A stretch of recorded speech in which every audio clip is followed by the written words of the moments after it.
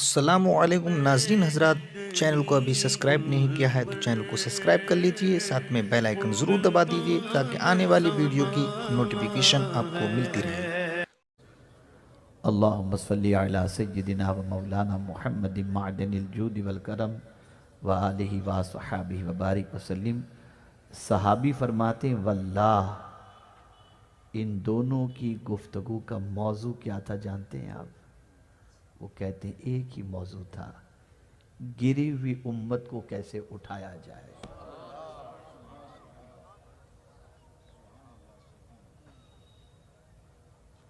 یہ فکر تھی۔ میں آپ سے پوچھنا چاہتا ہوں ہماری فکر کیا ہے؟ کیا کبھی رسول رحمت صلی اللہ علیہ وسلم کی اس فکر کے بارے میں ہم نے غور کیا؟ کیا اس فکر کو ہم نے اپنانے کی کوشش کی؟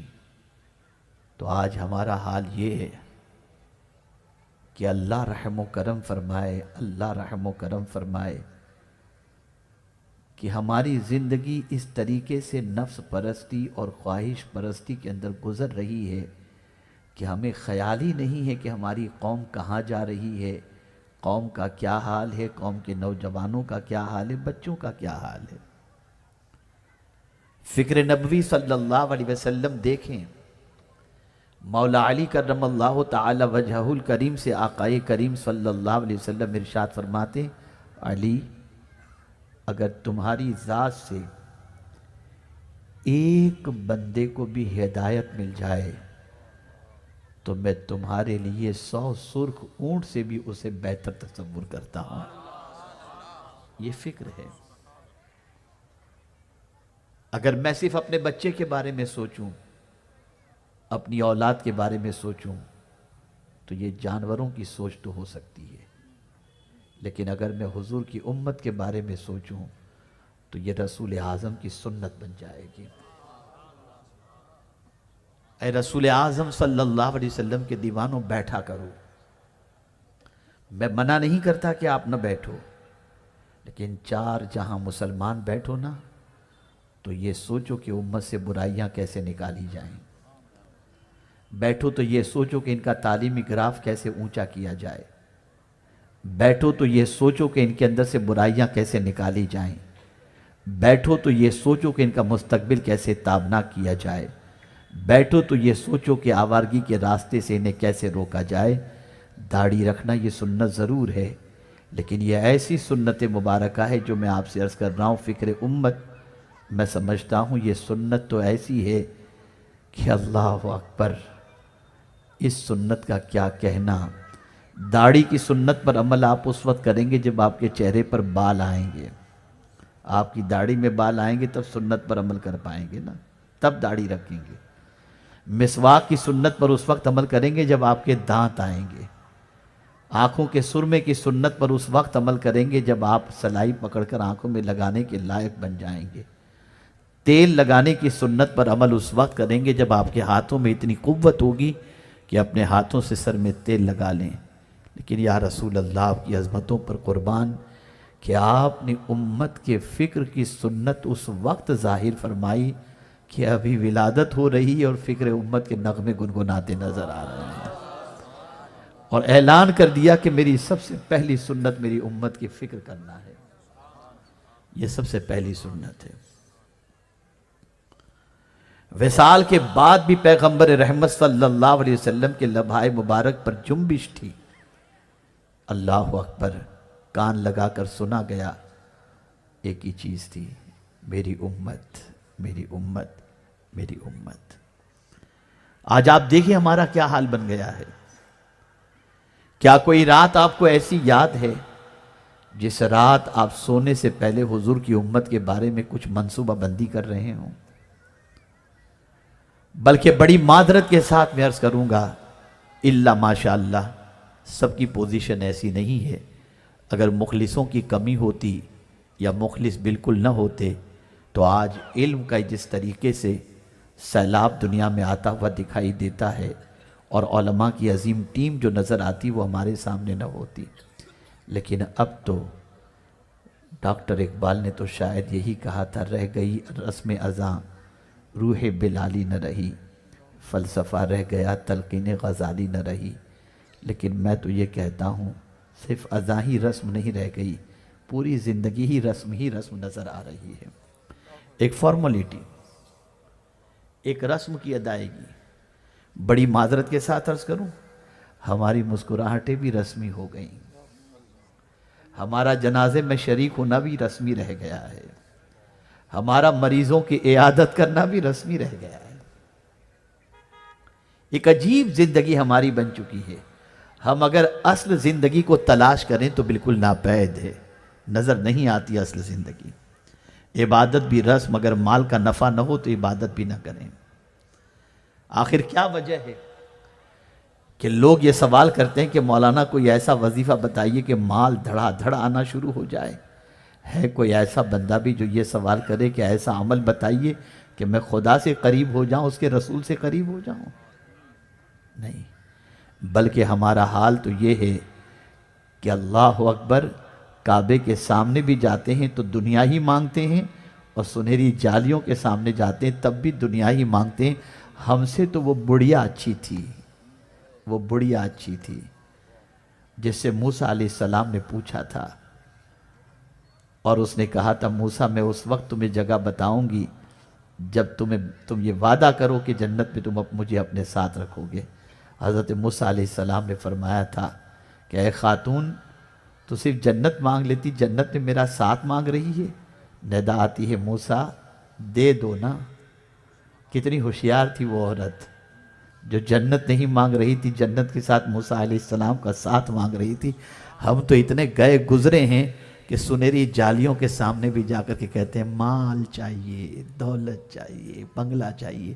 حضور سے حضور کو مانگنے کا بھی جذبہ پیدا ہوا؟ ہم رات کو یہ کہتے ہوئے تو دکھائی دیتے ہیں محفلوں کے اندر، میں سو جاؤں یا مصطفیٰ کہتے کہتے، یہ کہتے ہوئے دکھائی دیتے ہیں میں سو جاؤں یا مصطفیٰ کہتے کہتے، کھلے آنکھ صلی علی کہتے کہتے۔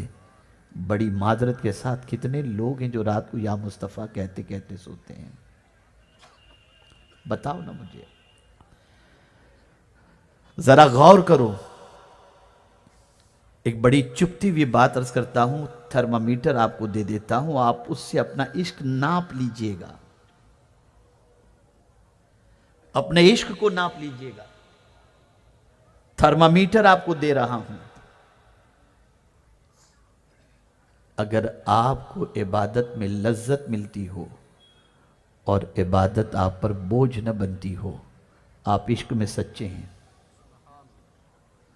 اور عبادت کرنا آپ پر گراں گزرتا ہو نا، آپ اپنے عشق کے دعوے میں جھوٹے ہیں۔ اس لیے کہ جو سچا عاشق ہوتا ہے نا، اس کو اپنے محبوب کی بندگی میں بوجھ محسوس نہیں ہوتی، آسان سی محسوس ہوتی ہے۔ آج ہماری زندگی کیا ہو گئی؟ بس نعرے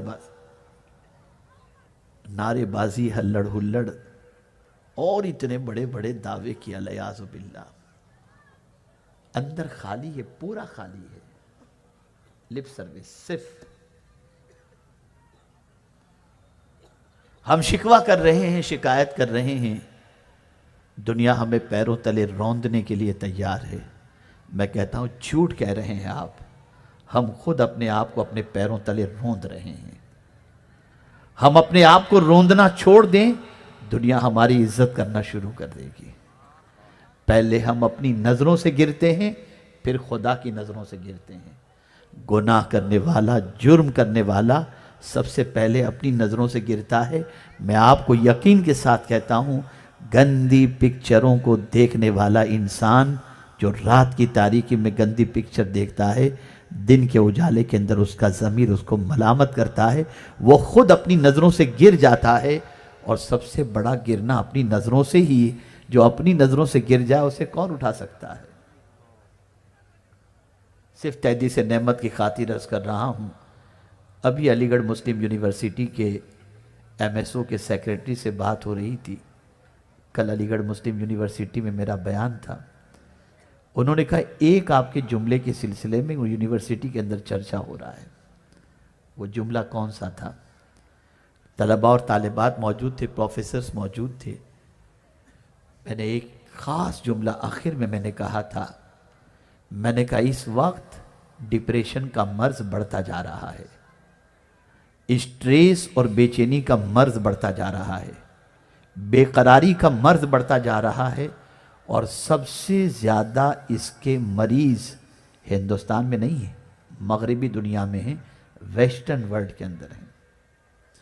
وہاں تو آسائش کے سارے سامان موجود ہیں، وہاں رہنے کے مکان دیکھیں تو آپ کی عقل دنگ رہ جائے، وہاں راستے دیکھیں تو آپ کی عقل دنگ رہ جائے، وہاں گاڑیوں کی چمک دمک دیکھیں تو آپ کی عقل دنگ رہ جائے، وہاں ملنے والا فریش فروٹ دیکھیں تو آپ کی عقل دنگ رہ جائے، وہاں کی آمدنی دیکھیں تو آپ کی عقل دنگ رہ جائے۔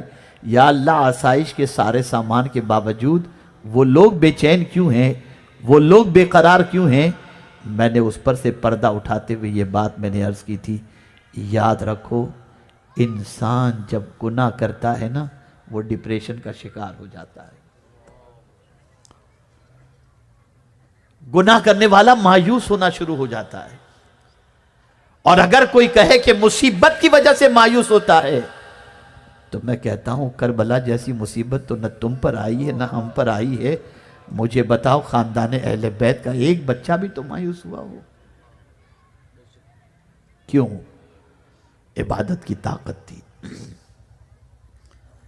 عبادت کی طاقت تھی، گناہ سے رشتہ ٹوٹا ہوا تھا، اور اللہ سے بندگی کی لو کو لگا لے اور رابطہ مضبوط کر لے، پھر اسے کبھی ڈپریشن نہیں ہوتا، کبھی وہ نا امیدی کا شکار نہیں ہوتا۔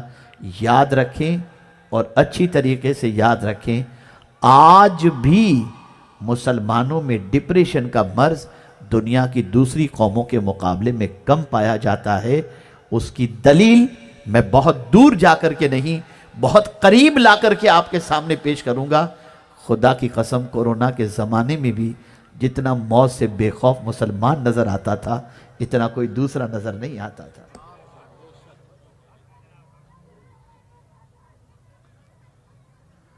عرض کرنے کا منشا یہ کہ تھوڑا سا بیدار ہو جائیں۔ میں گزارش کروں گا ان بچوں کو ذرا وہاں بہت شور کرنے، کوئی جا کے چپ، ایک بندہ کوئی بھی جائے ذرا چپ کرا دے وہاں بچوں کو، یہاں اور وہاں یہاں، تو تھوڑا سا درود شریف پڑھ لیں۔ اللہم صلی علی سیدنا و مولانا محمد معدن الجود والکرم وآلہ وصحبہ وبارک وسلم۔ میں عرض کرنا چاہوں گا تھوڑی سی فکر درست کرو، ہمیں اپنی قوم کو اٹھانا ہے، ہمیں اپنی آخرت کو سنوارنا ہے، اور قوم کو اٹھانے کا ثواب معمولی ثواب نہیں ہے، قوم کے لیے دوڑ دھوپ کرنے کا ثواب معمولی ثواب نہیں ہے، قوم کی فکر کے اندر راتوں کو اٹھ کر کے رونا معمولی ثواب نہیں ہے، بلکہ سن لو کسی مسلمان کے لیے اس کے پیٹھ پیچھے دعا کرنا بھی خدا کی قسم یہ معمولی ثواب نہیں ہے۔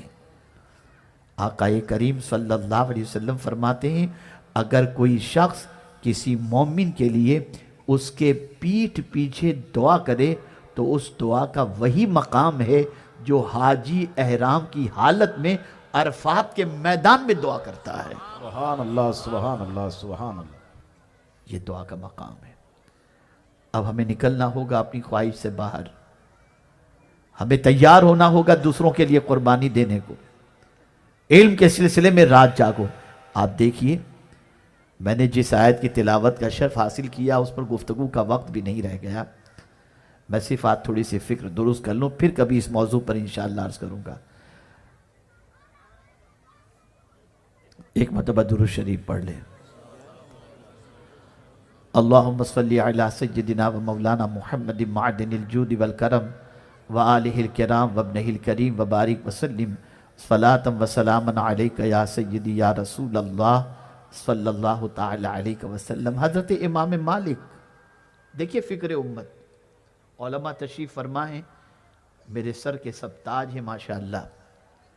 حضرت امام مالک ایک کتاب کا مطالعہ کر رہے ہیں، مطالعہ کرتے کرتے رات کا بیشتر حصہ گزر گیا، جھپکیاں آنے لگیں، جیسے ہی جھپکی آنے لگی پانی لیا، چہرے پہ مارا، موضوع بدل دیا، جس موضوع کی کتاب پڑھ رہے تھے اس کو ہٹا کر دوسری کتاب اٹھا لی، اسے پڑھنا شروع کیا۔ پھر تھوڑی دیر کے بعد جھپکی آنے لگی، کتاب کو ہٹایا، دوسری کتاب لی، پانی چہرے پر مارا، ایک شاگرد سے برداشت نہ ہوا. غور سے سنیے میرے علماء حضرات، میرے علماء ساتھی بھی خاص طور پر توجہ فرمائیں. پوچھنے والے نے، شاگرد نے حضرت امام مالک سے پوچھا حضور اپنی جان پر اتنی زیادتی کیوں کر رہے ہیں؟ تھوڑا سا آرام کر لینا، نیند کا غلبہ ہے، تھوڑا سا آرام کر لیں. خدا کی قسم جملے پر قربان جائیے. ارشاد فرماتے ہیں ہماری قوم ہم پر بھروسہ کر کے آرام کر رہی ہے، اور اگر ہم بھی آرام کریں گے تو قوم کے مسئلے سلجھائے گا کون؟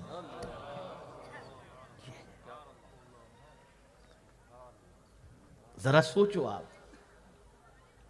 بظاہر آپ دیکھیں گے کہ چند بچے ابھی فارغ ہوں گے، ان کے سر پہ دستار باندھی جائے گی، لیکن ان بچوں کو جب بھی میں دیکھتا ہوں ان کی زندگی پر مجھے رشک آتا ہے. آپ کے بھی بچے ہیں، میرے بھی بچے ہیں. یہ جس عمر کے اندر مدرسے میں داخل ہوئے تھے ذرا اس عمر کا اندازہ لگائیے. آپ کا بچہ اس عمر کے اندر سیر و تفریح کے لیے نکلتا ہوگا، ایئر کنڈیشن میں سوتا ہوگا، بہت آرام سے رہتا ہوگا، مزے کے کھانے کھاتا ہوگا، ماں باپ کی ڈانٹ نہیں، ماں باپ کے ساتھ تفریح کے لیے نکلتا ہوگا. اے طلبہ تمہاری عظمتوں کو سلام. تمہاری عمر کے بچے کھیل رہے ہیں اور تم کھیل کو قربان کر کے نبی کا دین سیکھ رہے ہو. سبحان اللہ سبحان اللہ سبحان اللہ. ان ماں باپ کی عظمتوں پر قربان جو اپنے بچوں کو دین کی راہ کے اندر چھوڑ رہے ہیں. ان اساتذہ کی عظمتوں کو پر قربان جو معمولی سی تنخواہ پر بچوں کو تراش رہے ہیں. اگر یہ بچے نہ ہوتے، یہ اساتذہ نہ ہوتے، یہ ادارے نہ ہوتے تو ہمیں جینے کا سلیقہ تو کیا، بندگی کا سلیقہ بھی ہمیں معلوم نہ ہوتا. اے رسول اعظم صلی اللہ تعالی علیہ وسلم کے دیوانوں، میں موضوع بدل دیا. مجھے بولنا تھا علم پر، لیکن اب آ رہا ہوں میں دوسرے موضوع پر جس کی تمہید میں نے باندھی تھی. حضور کی عمر کی فکر، امت کی فکر بہت بڑا سرمایہ ہے، بہت بڑی دولت ہے. یہ جسے نصیب ہو جائے آپ یہ سمجھ لیجئے گا کہ اسے بہت بڑی دولت نصیب ہو گئی. آپ جانتے ہیں اعتکاف کتنی عظیم نعمت ہے، وہ بھی ماہ رمضان کا اعتکاف، اور وہ بھی مسجد نبوی شریف کا اعتکاف. کتنا عظیم ثواب کا جو ہے موقع اللہ عطا فرماتا ہے جن کو جو وہاں پر جو ہے ماہ رمضان کے اندر مسجد نبوی شریف میں اعتکاف کرتے ہیں. لیکن قربان جائیے، حضرت ابن عباس رضی اللہ تعالی عنہ مسجد نبوی شریف میں تشریف فرما ہیں، اعتکاف میں، ماہ رمضان المبارک ہے، اعتکاف کے اندر ہیں. ایک صاحب حاضر آئے، جوتے مسجد کے کنارے پہ ایک جگہ پر رکھے، سیدھے حضرت عبداللہ ابن عباس کے پاس آئے اور آ کر حضور صلی اللہ علیہ وسلم کے مزار اقدس کی طرف اشارہ کرتے ہوئے کہتے ہیں حضور گواہ ہیں میں بہت قرض میں ڈوبا ہوا ہوں، میرے گھر پر کھانے پینے کے لیے بہت پریشانی ہے، آپ میرے لیے دعا کریں، کچھ انتظام کریں. جانتے ہیں حضرت عبداللہ ابن عباس رضی اللہ تعالیٰ عنہ نے کیا کیا؟ اس کی بات سننے کے بعد فوراً اٹھے اور ان کے جوتے یا چپل جو کچھ بھی وہاں کنارے پر پڑے تھے اسے اٹھایا اور مسجد نبوی شریف سے باہر نکلنے لگے. وہ شخص کہتا ہے حضور ماہ رمضان کا اعتکاف ہے، مسجد سے باہر بغیر عذر شرعی کے نکلنے پر اعتکاف ٹوٹ جائے گا اور آپ مسجد سے باہر نکل رہے ہیں. اب سنیے کیا انہوں نے جواب دیا، غور سے سنو.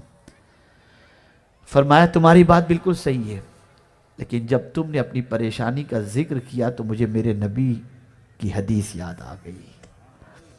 میرے آقا صلی اللہ علیہ وسلم فرماتے ہیں جو شخص میری امت کی پریشانی کو دور کرنے کے لیے چند قدم چلا اسے میری مسجد میں 2 مہینے کے اعتکاف سے زیادہ ثواب اللہ عطا فرماتا ہے. سبحان اللہ سبحان اللہ سبحان اللہ. یہ جذبہ تھا، یہ کیفیت تھی، تب جا کر امت کے اندر اتحاد تھا، تب جا کر امت بکھری ہوئی نہیں تھی. آپ ذرا سوچو، خدا کی قسم اعلیٰ حضرت کی عظمت پر قربان جائیے، ان کی عظمتوں کو لاکھوں سلام پیش کیجئے کہ فکر امت کے حوالے سے کتنی پیاری بات کرتے ہیں، ایک میرا ہی رحمت پہ دعویٰ نہیں،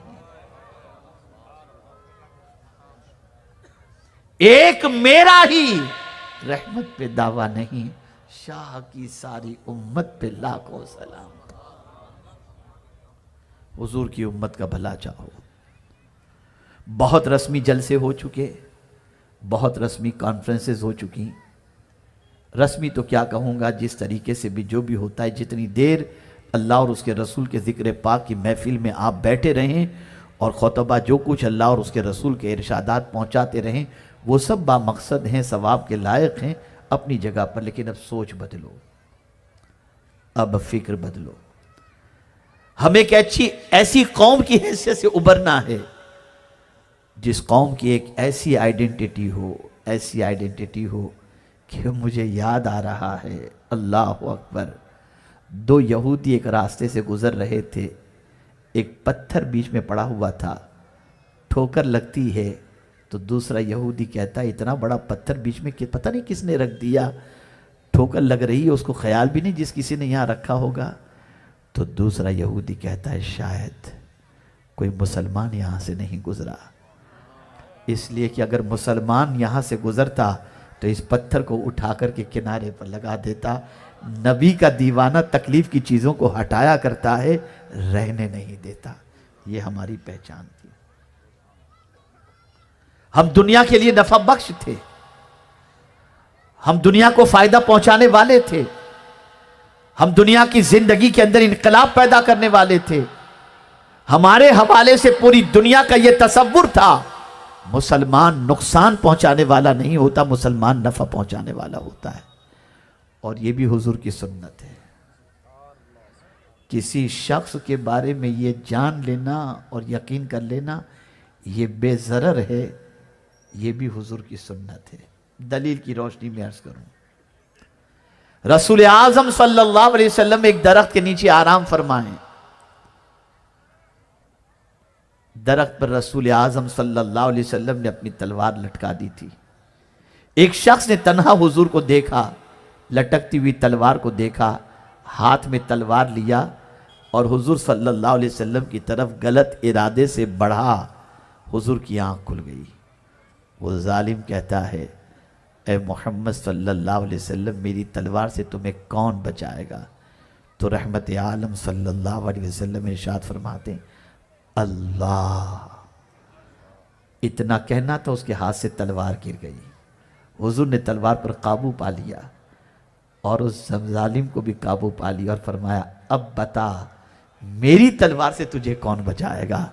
وہ کہتا ہے آپ کی رحمت مجھے بچا لے گی۔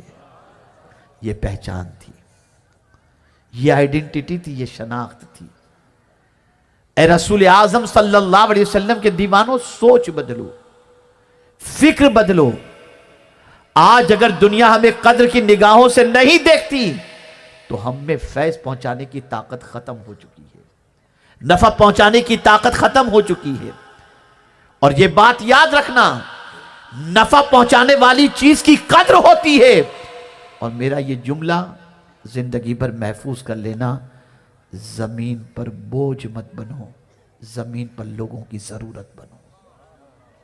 بوجھ بنو گے تو اتار کر کوئی بھی پھینک دے گا، اور ضرورت بنو گے تو دنیا تمہیں اپنے سر پر اٹھا کر کے گھومتی بھی نظر آئے گی۔ ضرورت بنو۔ آج تو داماد سسرال والوں پر بوجھ بن گیا۔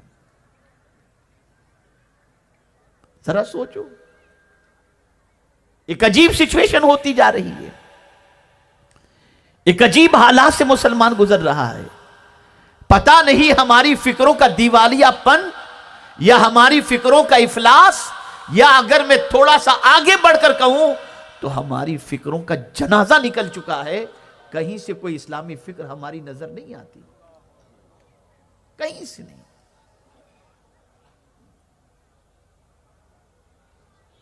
میں اپنے نوجوان ساتھیوں سے کہوں گا، بچوں سے کہوں گا، خود غرضی سے نکل کر خدا پرستی کی طرف بڑھو۔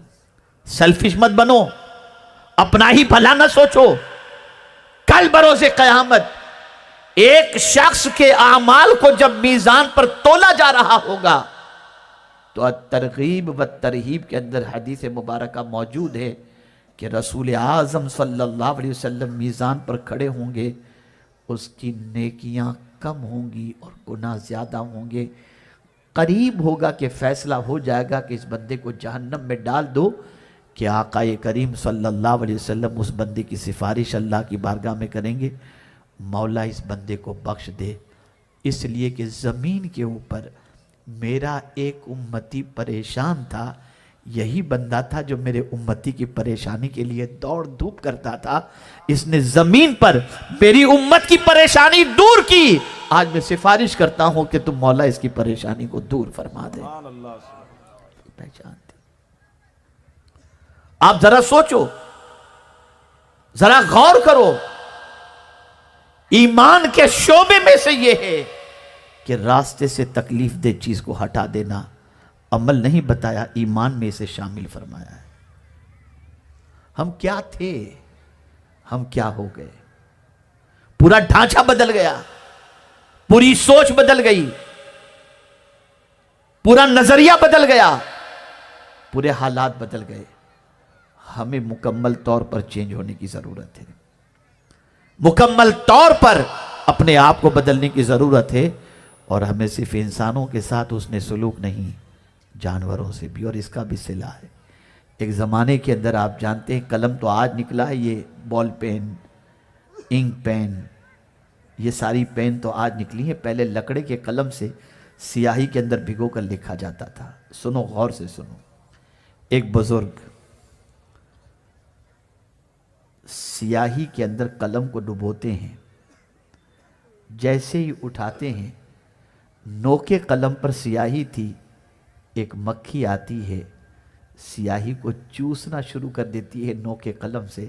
وہ ایسے ہی قلم کو پکڑ کے رکھتے ہیں تاکہ مکھی سیاہی کو اچھی طرح سے پی لے. جب وہ سیاہی مکمل پی کر کے اڑ جاتی ہے، پھر وہ قلم کو سیاہی کے اندر ڈبوتے ہیں. کچھ دنوں کے بعد اس دنیا سے وہ کچھ کر جاتے ہیں. شاگرد نے دیکھا جنت کے مزے لوٹ رہے ہیں. شاگرد نے پوچھا حضور ہمیں بھی وہ عمل بتا دیجئے جس کی وجہ سے اللہ نے جنت عطا فرمائی. تو ارشاد فرماتے ہیں اس مکھی کی پیاس بجھانے کی وجہ سے میرے مولا نے میری بخشش فرما دی.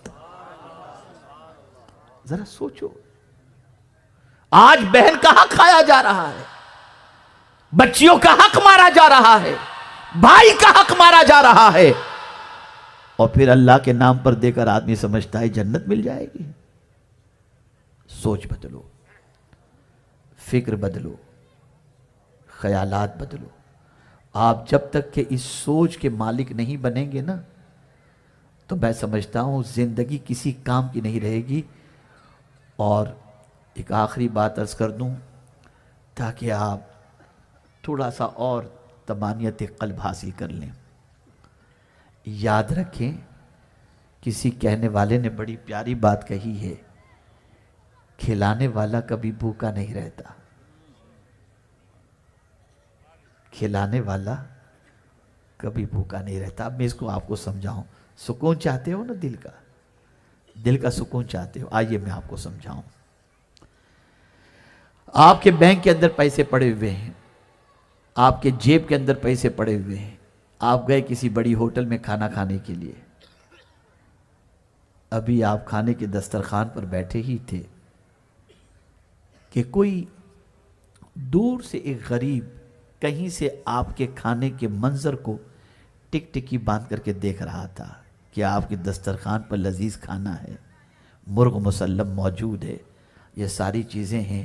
وہ ٹک ٹکی باندھ کر دیکھ رہا تھا. آپ کی نظر پڑی، اس نے اشارے سے یوں کیا. اندر تو آ نہیں سکتا تھا ہوٹل میں، اشارے سے یوں کیا. آپ کا ضمیر بیدار ہوا. آپ کے سامنے موجود کھانے کو آپ نے اٹھایا اور لے جا کر کے وہ کھانا اس غریب کو پیش کر دیا. یا آپ نے ویٹر سے کہا یہ کھانا لے جاؤ، اس غریب کو کھلا دو.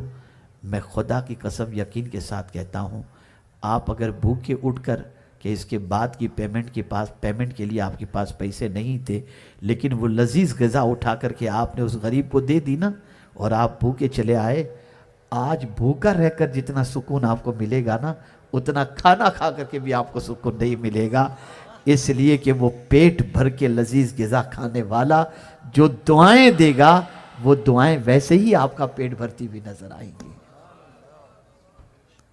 بڑی معذرت کے ساتھ، بڑی معذرت کے ساتھ، تیجے، زیارت، چہلم، اس میں تو غریب یاد آتے ہیں۔ دال چاول بھیج دو، پلاؤ بھیج دو، بڑے کا گوشت بھیج دو، لیکن جس دن اپنے گھر پر شادی ہوتی ہے اور 10 ڈشیں بنتی ہیں، 14 ڈشیں بنتی ہیں، ایک غریب بھی وہاں نظر نہیں آتا۔ سنو، حضور صلی اللہ علیہ وسلم فرماتے ہیں سب سے بری دعوت وہ دعوت ولیمہ ہے جس میں غریبوں کو دعوت نہیں دی جاتی۔ میں تو ایک ایسے ظالم شخص کو بھی جانتا ہوں جس کے یہاں اس کے بچے کی شادی تھی، ملینر ہوگا وہ، اس نے میرے دوست کو 2-5 شادی کارڈ دی اور کہا یار تمہارے خاص دوست جو ہے نا ان کو دے دینا، لیکن اتنا خیال رکھنا کہ کوٹ پینٹ پہن کر آنے والے کو دینا، پھٹے پرانے کپڑے پہن کر آنے والے کو مت دینا۔ یہ مزاج، یہ سوچ بن گئی۔ اس سوچ سے باہر آ جاؤ، اس فکر سے باہر آ جاؤ، اور اے رسول اعظم صلی اللہ تعالی علیہ وسلم کے دیوانوں، اگر چاہتے ہو کہ اللہ ہم سب کا بھلا کرے تو ہم بھی دوسروں کا بھلا کرنے کی سوچیں اور دوسروں کے بھلائی کے سلسلے میں محنت و مشقت کریں۔ میرے پیارے آقا صلی اللہ علیہ وسلم کے پیارے دیوانوں، مجھے گفتگو کرنی تھی علم پر، لیکن میں نے گفتگو کر دی فکر پر، اور میں سمجھتا ہوں کہ یہ گفتگو فکر پر اگر آپ نے اس فکر کو قبول کر لی تو میں یقین کے ساتھ کہتا ہوں کہ انشاءاللہ زندگی آخرت دونوں سنور جائے گی۔ اور یہ اچھی طریقے سے یاد رکھیں کہ پوری دنیا اربوں روپے خرچ کر رہی ہے میڈیا کے اوپر، صرف فکر آپ کی بدلنے کی، کہ آپ کی فکر بدل جائے، آپ کی سوچ بدل جائے، آپ کا نظریہ بدل جائے۔ لیکن الحمدللہ قرآن کل بھی زندہ تھا، آج بھی ہے، ہمیشہ رہے گا، اس سے فکر اخذ کیا کرو۔ اور مدینے کے تاجدار صلی اللہ علیہ وسلم زندہ ہیں، ہمارا دین بھی زندہ ہے۔ اللہ عز و جل کے پیارے حبیب صلی اللہ علیہ وسلم کے عشق میں امام عشق و محبت نے کہا تو زندہ ہے واللہ، تو زندہ ہے واللہ، میری چشم عالم سے چھپ جانے والے۔ تو اے رسول اعظم کے دیوانوں، اب ادھر ادھر دیکھنا بند کرو، مدینے کے تاجدار کی حیات طیبہ کو دیکھو اور قرآن مقدس سے اپنی فکر کو درست کرنے کی کوشش کرو۔ اور ایک شعر مجھے یاد آ رہا ہے، فکر عرب کو دے کر فرنگی تخیلات، فکر عرب کو دے کر فرنگی تخیلات، اسلام کو حجاز اور یمن سے نکال دو۔ اسلام کو نکالنے کے لیے فکر بدلی جا رہی ہے، فکر بدلی جا رہی ہے، سوچ بدلی جا رہی ہے۔ یہ اچانک آپ کی ہیئر اسٹائل کیسے چینج ہو جاتی ہے، جانور کی طرح، گھوڑے کی طرح، بیچ میں سے اتنے بال؟ یہ اچانک پھٹی ہوئی جینس کیسے آپ پہننے لگ جاتے ہیں؟ کل تک جن پھٹے ہوئے کپڑے پہن کر باہر آنا آپ کو شرم محسوس ہوتا تھا، آج قیمتی جینس پھٹی ہوئی پہن کر کے نکل جو شرم نہیں آتی؟ آپ کی سوچ بدلی گئی، آپ کی فکر بدلی گئی۔ آپ کو یہ بتایا گیا کہ اگر تم مقام حاصل کرنا چاہتے ہو تو یہ کپڑے پہنو، اس طرح سے پہنو کہ سوسائٹی تمہیں سلام کرے گی۔ اور ایک فکر اور دی جا رہی ہے، اور وہ یہ ہے، دین کا علم حاصل کرنے والا اور دین کا جو داعی ہوتا ہے، یا عالم ہوتے ہیں، یا مفتی ہوتے ہیں، یا شیخ الحدیث ہوتے ہیں، یا حافظ ہوتے ہیں، ان کو بیچارہ کہہ کر کہو، حقیر نظر سے دیکھو۔